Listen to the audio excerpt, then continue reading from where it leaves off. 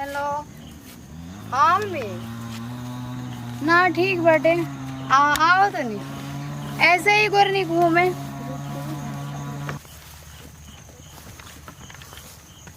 तो सहूर ना ना तना को हां बाप भाई के पगड़ी गिरा के रखले बाड़े। अच्छा बाप भाई के उ तो सामने ही लौकता के गिरेले बा के हां तो सामने ही लौकता कि क्या ऐठते जाता टे आके अपन अच्छे से जाता आके बेलायक लिखा जाता। वो तो अबे सामने ही लौकला के बतियावा जाता ठीक ना। सुंदर कहीं की तोरा से तो कम है ठीक ना। मुंह मत लगाओ ठीक बा। ऐसे ही हमके वीडियो बनावे के लेट होता। हां तो वीडियो बना के हमरे वीडियो बनावे के बटुए ठीक ना।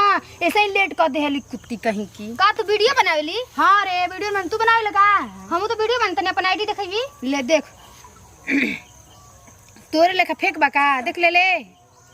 अच्छा 4000 फॉलोअर्स पर घमंड करतड़ू तोर के ना तब हमनी ग्रुपा में आके देख लिया ठीक नु। चल ठीक बा तो नंबर आ दे दे आके देखिए ले तनी तोरा संग द डायल खुदे कर देते हैं।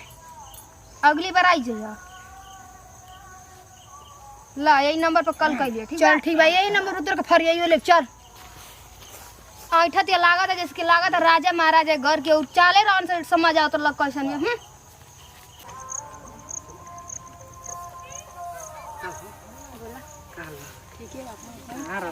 बस ए नहीं रहत नहीं तन फिर तन बहुत याद करिना तोरा के। अब तो हम उतर के याद करते करे हम का याद कर फोन साल भर में ये खाली करे के बटे फोन। सच्ची में का तनी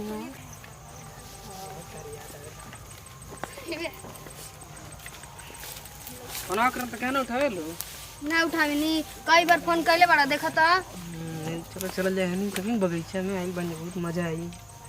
चल चल जाने चल लेकिन मम्मी खोजे थे जल्दी से मम्मी तो हेने चला ना। मम्मी चलो हां कह तनी आवा ना तनी वीडियो शूट करके आया ठीक बा तन कहां बाड़ू। कहां बड़ जो पेड़वा की ना मिलल रहनी जा। हां ओकर औरी हे साइड या दक्षिण साइड या सिर्फ हलवा के पेड़वा हा। हां ओइ जने बैठल बानी। कब की बैठल कब आइलू कब आइलू अब ज्यादा देर नहीं हो तब 15-20 मिनट कह तनी एगो केहू मिली त शूट करे वाला लेते है ना। हम तू मतलब बनाए के केहू शूट करी हमारी संगे केहू नहीं खे आइल ना। ठीक बा बॉयफ्रेंड का अपन ले गई का ले ले वहां तनी हमहू मिल ले। ठीक बटे तो रुका जात न उनके फोन कर तन दे दन त कहां बाड़न हो। ठीक बा चलो ठीक बा रखी ना रखा तन तब आओ तनी।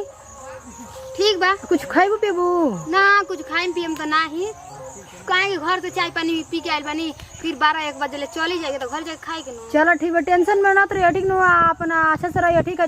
ठीक बटे आओ तनी जल्दी आई हा। ठीक बा कह देली आओ तनी केहू हमर संगे रहबो ना कल वीडियो शूट करे वाला।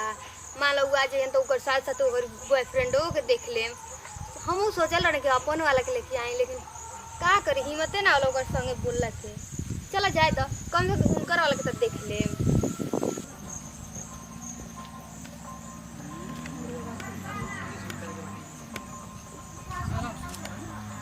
की बा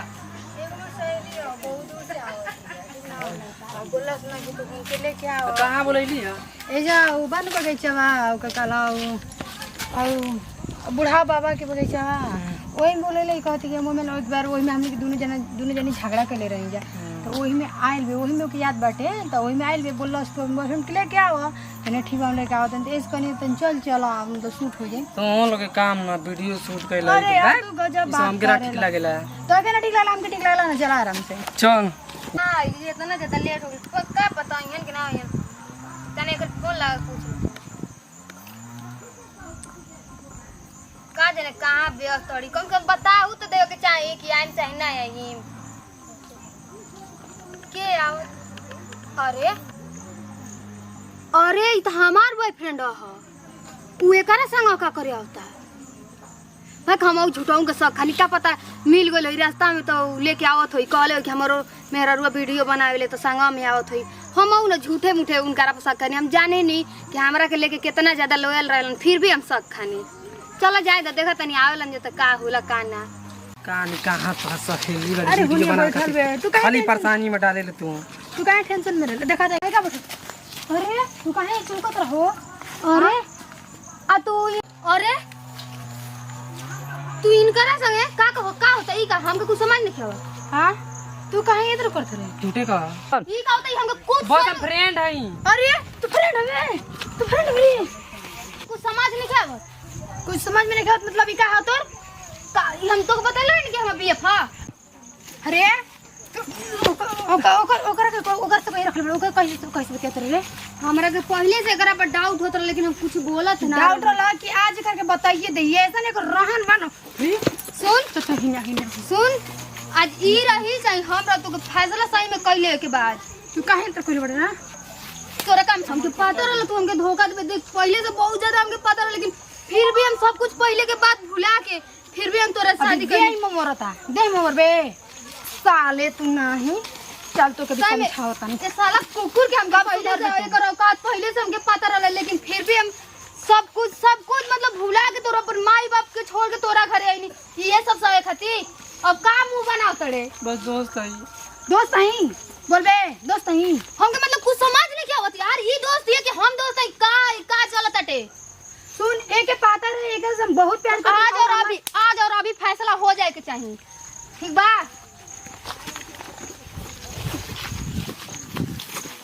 अब जेवन करे के बा अपन में से कर जा। तू का वादा कर रहले कि तू सातो जन्म साथ नहीं भइबे, यही रहन पर नहीं भइबे। तू हमार आंख में देखत काहे नहीं, हम चाहत तू हमार आंख में देख। बोल चल बोल, तू काहे हमके धोखा दियाले ना, हम ना घर के बहनी ना घाट के बहनी।